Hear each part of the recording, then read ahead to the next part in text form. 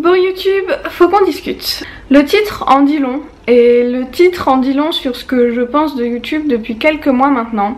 Et je sais que je suis pas la seule à penser ça, encore moins maintenant parce qu'il y a eu encore des trucs qui sont venus s'ajouter à ce que je pensais déjà. Donc je voudrais parler avec toi, utilisateur de YouTube, visionneur de vidéos, abonné de différentes chaînes YouTube, et je voudrais qu'on parle de trucs qui m'énervent, de trucs qui font que parfois je me demande si ça vaut vraiment le coup que je me fasse chier à faire des vidéos. Parce que tu vois, oui, les vidéos je les fais parce que j'adore les faire, je prends pas ça du tout comme une contrainte, c'est pas du tout une obligation. Je fais les vidéos parce que j'ai envie de les faire, mais honnêtement si les vidéos sur l'Australie je les faisais que pour moi, elles seraient beaucoup plus courtes, dans le sens où tous les passages où je parle à la caméra j'en aurais absolument pas besoin, parce que j'aurais pas besoin de m'expliquer à moi-même ce que je suis en train de filmer, et j'aurais pas non plus la contrainte de le faire pour un certain jour de la semaine, pour le poster à un certain moment, contrainte que j'ai pas vraiment, c'est une contrainte que je m'impose à moi-même, mais une contrainte que je m'impose à moi-même juste pour pouvoir contourner un peu le bordel qui est devenu YouTube ces derniers temps. Quand j'ai commencé à poster sur YouTube, je pensais pas du tout arriver un jour à dépasser les 15 000 abonnés. C'était le truc, je me souviens que le jour où j'ai eu 1000 abonnés, pour moi c'était genre, je pouvais pas aller plus haut, tu vois. J'étais super contente. Je suis toujours super contente et je suis absolument ravie du nombre d'abonnés que j'ai. Et c'est pas ça le sujet de cette vidéo. Et je dis pas que je veux arrêter de faire des vidéos parce que j'ai pas assez d'abonnés. Mais parfois je me dis que j'ai vraiment envie d'arrêter de faire des vidéos parce que je vois pas l'intérêt, parce que YouTube est plus ce que c'était. Et pourtant ça fait pas longtemps que je fais des vidéos. Ma chaîne va avoir je crois 4 ans cette année, donc c'est pas vraiment énorme, je suis quand même encore toute nouvelle dans ce domaine, mais j'ai déjà pu remarquer des changements énormes et c'est de ça que je voulais te parler. Le premier truc qui me gave et qui fait que je sais pas où est ma place dans tout ça, c'est le putaclic.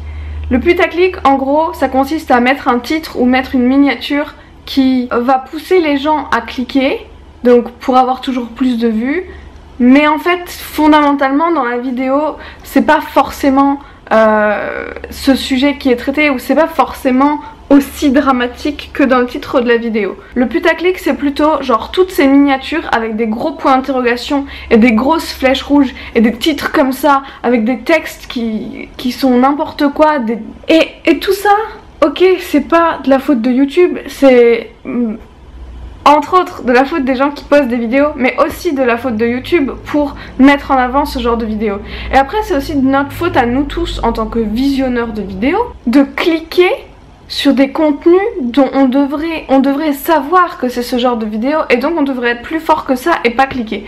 Franchement, c'est rare que je clique sur des vidéos qui ont un titre qui m'énerve déjà, où je me dis non mais je sais que c'est pas ça. Genre au bout d'un moment tu t'en rends compte, tu te dis non mais en plus c'est généralement tout le temps les mêmes chaînes, et tu te dis mais c'est pas possible, genre je vois le genre de vidéo que c'est, je sais que ça va pas me faire plaire, je ne clique pas, je ne regarde pas. Mais malheureusement il y a une grande majorité des gens qui, au lieu d'aller sur YouTube pour regarder les vidéos qu'ils auraient envie de regarder, ou pour moi c'est très important de partager généralement des trucs très positifs, des trucs très souriants. J'essaye de vous faire sourire, j'essaye de vous faire rire, c'est pour ça que les 3/4 du temps voilà, j'utilise des expressions un peu drôles, ou je fais un peu n'importe quoi devant ma caméra. Je sais bien que je suis pas sérieuse et ça me plaît, et je sais que pour beaucoup de personnes qui se sont abonnées à cette chaîne, c'est ce qui leur plaisait aussi, parce qu'on me dit souvent que voilà, les vidéos beauté c'est toujours un peu trop carré, un peu trop, les gens se prennent au sérieux. Moi concrètement, entre les fois où je crache sur ma caméra parce que je suis en train de me brosser les dents, et je sais pas, il y a tellement de situations, bref, pour moi YouTube c'était avant tout pour partager des trucs, mais aussi pour faire rire, pour faire sourire, pour que les gens passent un bon moment. En ce moment, les vidéos qui ont le plus de vues, et les vidéos contre lesquelles tu dois te battre pour que ta vidéo soit vue, pour que ta vidéo soit mise en avant, pour que tes abonnés regardent ta vidéo et pas une vidéo des autres chaînes auxquels ils se sont abonnés.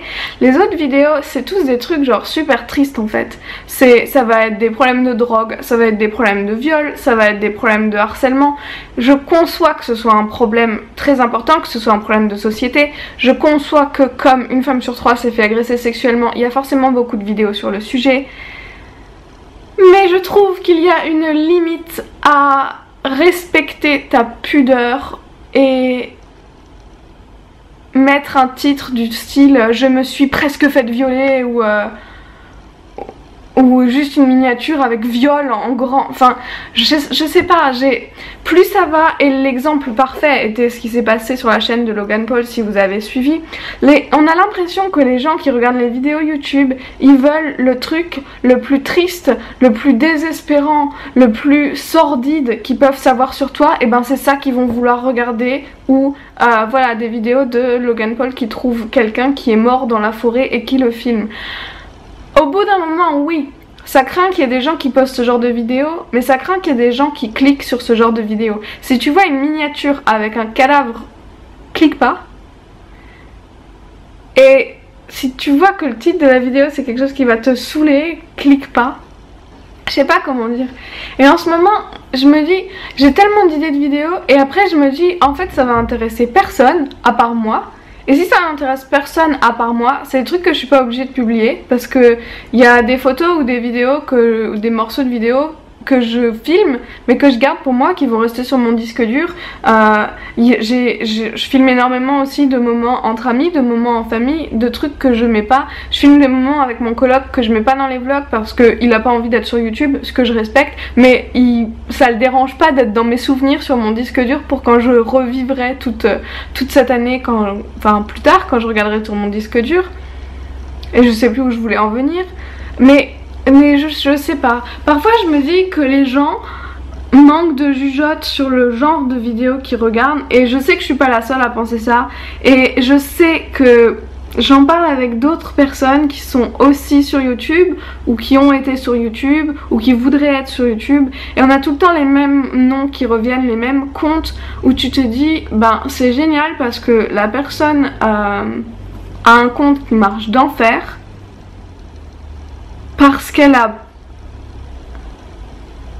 mis en avant parce qu'elle a pas de filtre, parce qu'elle a raconté tellement de choses sordides sur elle, je sais pas, genre est-ce que c'est ça que vous voulez vraiment pendant votre temps libre, d'allumer l'ordinateur et d'écouter des gens parler de leurs histoires tristes? Moi je trouve ça un peu dommage. Moi je préfère regarder des trucs heureux, des trucs où des gens en vacances. En même temps je suis énormément de gens qui postent des trucs de vacances et de voyages, ou de vie de couple, ou d'animaux, ou je sais pas. Et bref, tout ça fait que voilà, j'ai des idées sur ce que je veux poster, et puis parfois je me dis quel intérêt de me donner tout le mal de faire ça pour qu'au final une vidéo style j'ai vécu dans la rue, alors que c'est pas vrai, mais c'est le titre de la vidéo, aura plus de vues que... Et c'est pas... Je m'en fiche un peu du nombre de vues, c'est juste que je me dis c'est super dommage de faire tout ce travail et d'avoir l'impression que ça n'intéresse pas les gens, parce que si ça vous intéresse pas, ce que je peux comprendre, dites-le moi et j'arrête de poster ce genre de contenu.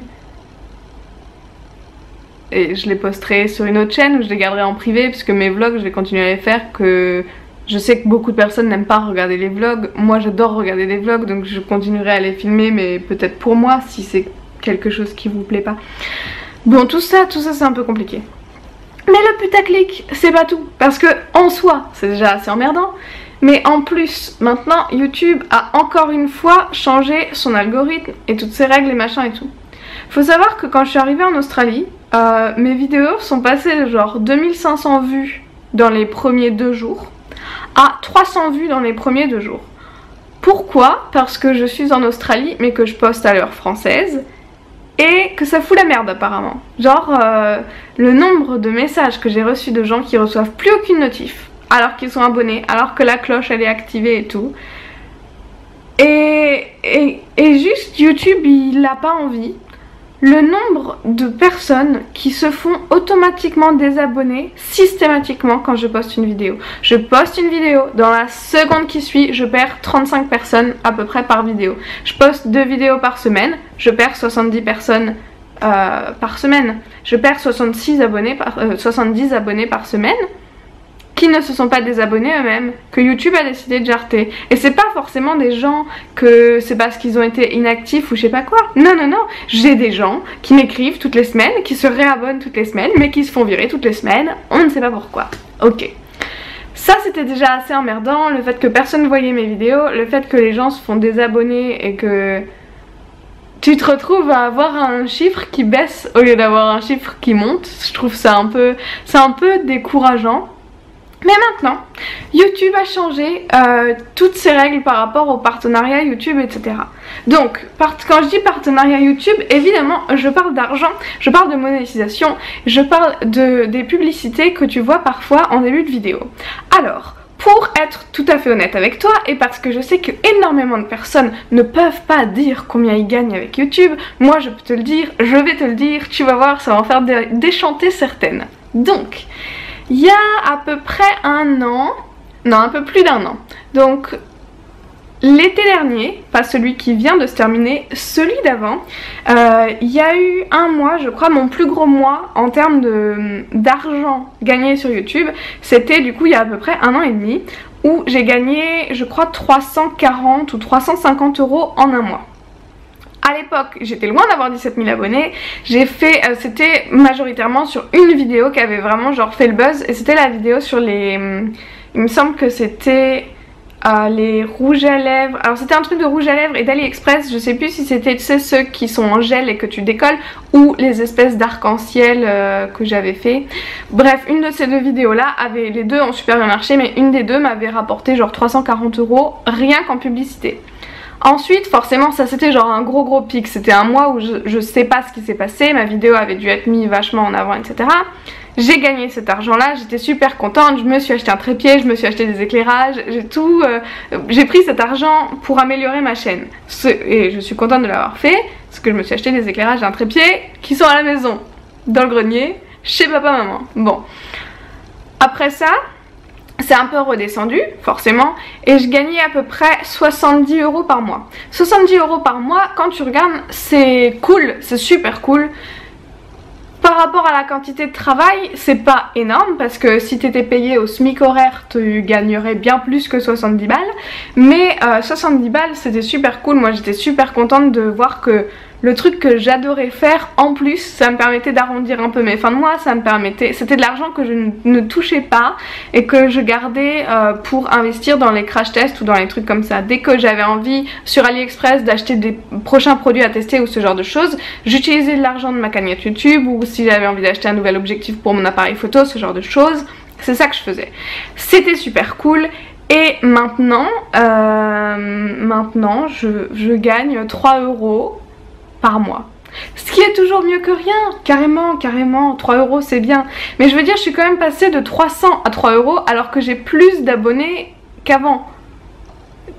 Dans la logique, bah il n'y a pas, en fait il n'y a pas de logique. C'est juste que j'ai l'impression que plus tu montes en abonnés, plus YouTube t'en enlève à chaque fois que tu postes une vidéo, et moins ils mettent des pubs sur tes vidéos. Ok.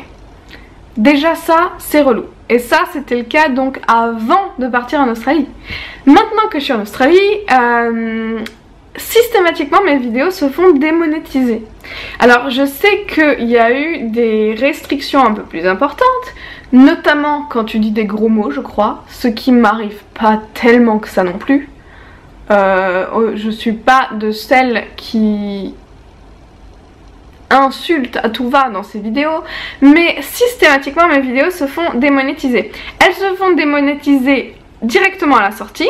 Je suis obligée de demander une vérification manuelle de la vidéo qui prend 3 ou 4 jours, et tu te doutes bien que c'est pendant les 3 ou 4 premiers jours que la vidéo a le plus de vues. Donc ma monétisation se réactive à la fin des 3-4 jours quand plus personne regarde la vidéo, et donc je ne reçois pas d'argent. Ça c'est fantastique, ça c'était bien. Mais ça devient encore pire, parce que comme m'a expliqué ma copine youtubeuse, il me semble que sa chaîne c'est Dolly Makeup Pro, je suis sûre que tu vois de qui je parle. Si tu ne vois pas de qui je parle, va voir sa chaîne parce que elle est géniale cette fille. On en parlait la dernière fois parce que moi je suis quand même à peu près à 14 000 km de tout ce qui se passe en France. J'ai pas été mise au courant que toutes les règles des partenariats YouTube changent. Je ne suis pas affectée, je suis je pense que ça va quand même jouer, mais dans l'immédiat des changements, je suis pas affectée. Mais tous les gens qui ont moins de 1000 abonnés, qui étaient partenaires YouTube et qui pouvaient monétiser leurs vidéos, ne sont maintenant plus partenaires YouTube, ne peuvent plus monétiser leurs vidéos. Donc il faut avoir au moins 1000 abonnés et il faut que sur l'année dernière, donc en gros sur 2017 écoulé, les gens, le cumul des gens qui ont regardé toutes tes vidéos sur l'année, ça monte à plus de 4000 heures de visionnage. Il faut que des gens aient visionné tes vidéos sur un total de 4000 heures. 4000! Tu te rends compte? 4000 heures! Avant ça, je sais même pas s'il y avait une restriction. Il y en avait peut-être une, genre il fallait que ta chaîne cumule 10 000 vues, ce qui est déjà assez gros. Et je crois même que quand moi je me suis inscrite, genre tu pouvais être fallait juste cliquer sur un bouton demander à être partenaire YouTube et tu pouvais être partenaire YouTube. Maintenant il faut 4000 heures de visionnage. De quoi décourager tous ceux qui commencent, parce que ça fait quand même sacrément du contenu pour arriver à 4000 heures. Ça fait quand même sacrément du contenu. Donc tout ça c'est super chiant. Et puis moi je suis là et puis je me dis est-ce que ça vaut le coup de se prendre la tête, tu vois? Parce que les vlogs, moi j'aime bien les faire. Et ça c'est un truc que je continuerai à faire pour moi ou au moins pour ma famille, pour mes amis, parce que je sais que certains abonnés aiment bien regarder mes vlogs et ça me fait très plaisir. Mais je sais aussi que ma soeur me l'a dit l'autre jour, ça lui fait plaisir de regarder les vidéos une fois par semaine, de savoir ce que je fais. Je sais aussi que ma mère regarde tous les samedis quand la vidéo sort.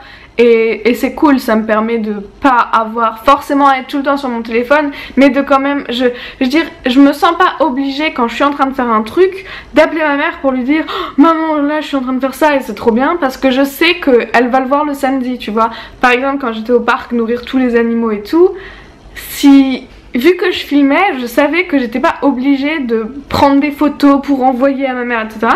Donc rien que pour ça, moi les vlogs je compte les continuer. Mais après je me dis, tu vois, les vidéos coloration, qui sont le genre de vidéos que a priori beaucoup de personnes aiment regarder, puisque c'est le genre de vidéo qui marche le mieux sur ma chaîne, honnêtement,